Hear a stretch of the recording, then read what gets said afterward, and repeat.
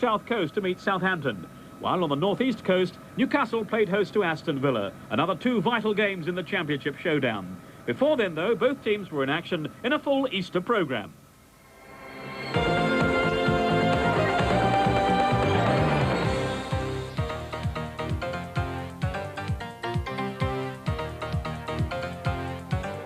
Eric Cantona is seemingly turning the Championship race into a personal crusade.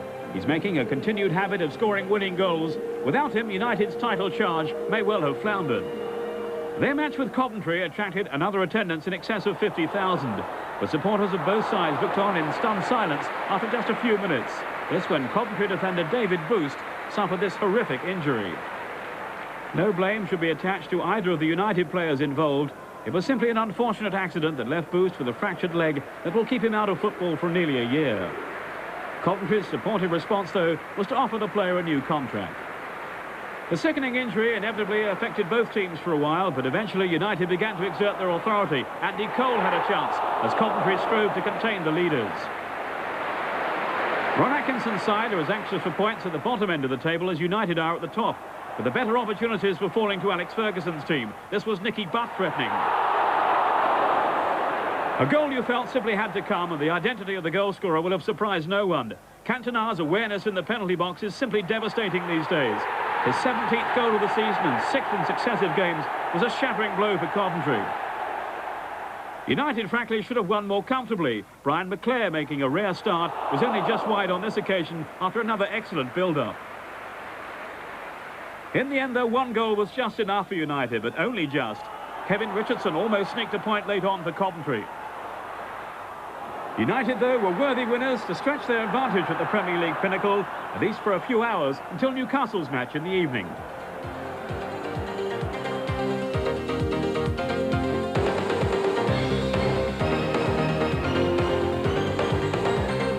For more than an hour, Southampton's stifling tactics looked to be paying off. Aston Villa pushing Liverpool for third place. Couldn't break them down, but then Southampton's committed showing finally slackened. An error of judgment from Bruce Grobbelaar, presenting Ian Taylor with a goal on 63 minutes. Villa's second arrived 12 minutes from time. The flair of Dwight Yorke supplying Gary Charles with his first goal of the season. Southampton now were a well-beaten side, and they conceded a third 3 minutes later. A superb goal, too, from Yorke to complete Villa's 11th home win of the season and Saints' 12th away defeat. Villa 3, Southampton 0.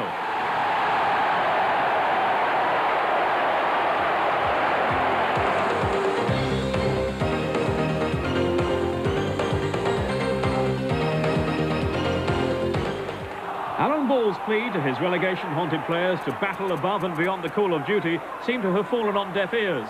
City was seldom a threat as Wimbledon looked to secure their own Premier League tenure. Uncertain defending led to Wimbledon's opener 5 minutes from half-time from Robbie Earle. City never recovered and were 2 down 3 minutes into the second half. Again, Earle was the scorer, this time after Marcus Gale's header had rebounded off the bar and to the path of Vinnie Jones. More fragile defending left City 3 down soon after. Efani Koku, the man to punish them this time. No way back for City. Their Premier League status is looking decidedly shaky after this rather spineless showing.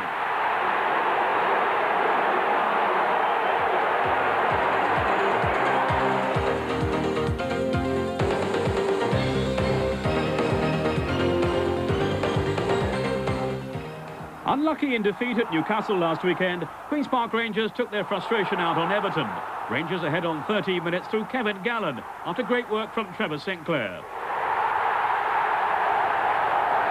Mark Hateley has yet to win over Rangers fans since his move from Glasgow Rangers earlier in the season, but they'll have warmed to him a little more after his goal 5 minutes from half-time doubled Rangers' lead. It was his first at home since his move to the club. Rangers, prompted by player-manager Ray Wilkins in the midfield general role, sealed their win with a third goal on the hour. Andrew Impey with an easy task.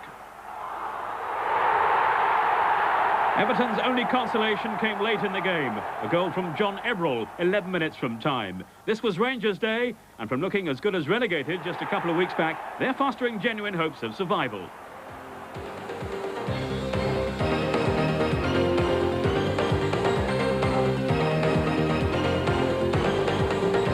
Bolton are also fighting gamely for their Premier League lives and gave notice against Chelsea that they had the will to succeed. On Monday, they had to recover from the setback of conceding an early goal, scored by John Spencer, after Ruud Gullit had released Paul Furlong. Like Spencer, John McGinley hopes to make Scotland's squad for Euro '96, and the Bolton striker enhanced his claims with the equaliser 5 minutes from the break. Then 4 minutes later, an even better strike put Bolton in front. The scorer, Sasa Čerčić, so unpredictable, but an absolute gem of a signing from Partizan Belgrade. Chelsea have won only one of the last 9 in the league, and for the third successive match, they ended up losing after scoring first.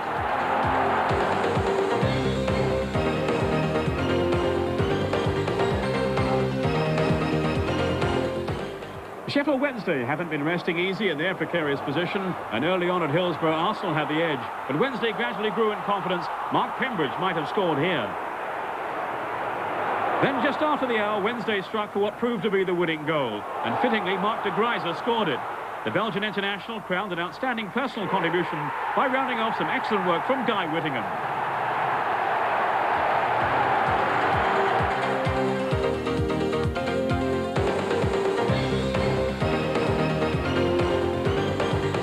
Forest are still hopeful of a European place next season, and their claims were lifted by what manager Frank Clark described as their best display of the season. Not that it looked too encouraging for them early on. Leeds ahead in the 10th minute through David Weatherall. But Forest responded swiftly to equalise. The Leeds defence had been sliced open by an incisive counter-attack, and from the corner taken by Scott Gemmell, Colin Cooper scored with 18 minutes gone. Forest were buzzing now and went ahead on the half-hour. Jason Lee's shot deflected in off Gary Kelly. Leeds were generally below par again, and Forest were worthy winners. Their comfortable victory secured by a third goal, taken superbly midway through the second half by tormentor-in-chief Ian Wome. For struggling Leeds, this was a 6th defeat in 9 games.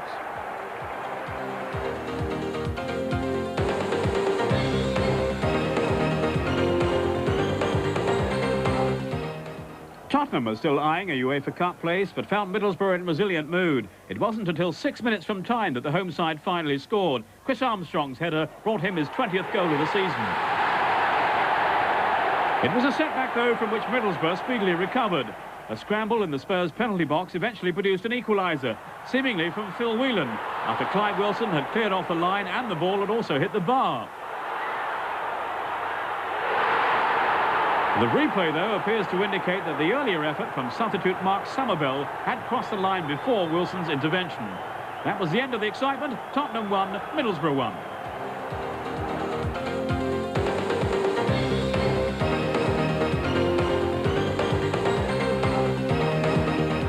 Liverpool's exertions in last week's thriller with Newcastle caught up with them at Coventry at the weekend, but on Monday they had hardly to break sweat in containing a pallid display by West Ham. Liverpool ahead through Stan Collimore's stunning strike midway through the first half. Even with an emergency defence, Liverpool's lead was rarely threatened, and they extended it towards half-time. The ball from Collymore diverted past Ludek Miklosko by John Barnes.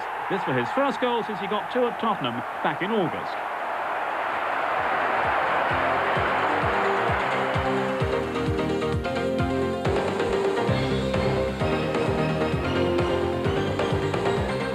A few hours after Liverpool and Manchester United had recorded wins, the main attention switched to Ewood Park, where Newcastle were hoping to step up their title prospects against the defending champions Blackburn.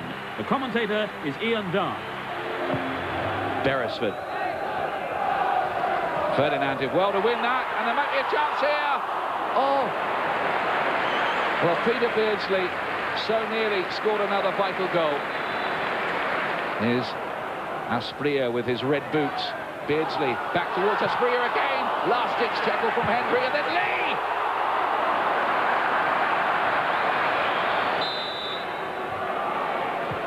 Ginola curls it in there. Oh, not a good clearance, and then Asprilla! But now here's Shearer. He needs support. Newell's arriving now. So too Sherwood. Bit of space in front of him. Oh, and he's hit the bar! Well, maybe somebody up there likes Newcastle after all. Graham Fenton is introduced now, the former Aston Villa man. And Mike Newell it is who comes off. Ginola finds Gillespie. Kenner is the man with the job of marking him, and Wilcox is going to give him a hand in that task. And the shot is into the corner of the net. And David Batty, can you believe it, is the man who's given Newcastle United the breakthrough, and against his old club.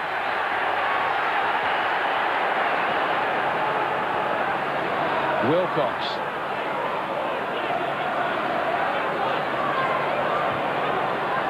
Ooh. Here's Shearer, the danger man. Oh, and it's in! A goal by Fenton. Gillespie. Flowers beats it away on the near post. He really get hold of it as well, Gillespie. But here's Fenton. Shearer, Fenton again. And Blackburn Rovers have the win. Oh, you can't believe this.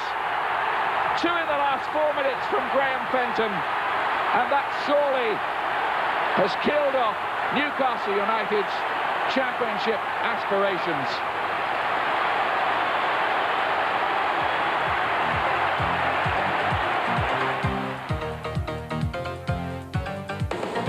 So the most telling results from the Easter fixtures: that defeat for Newcastle and the narrow win for Manchester United at Old Trafford.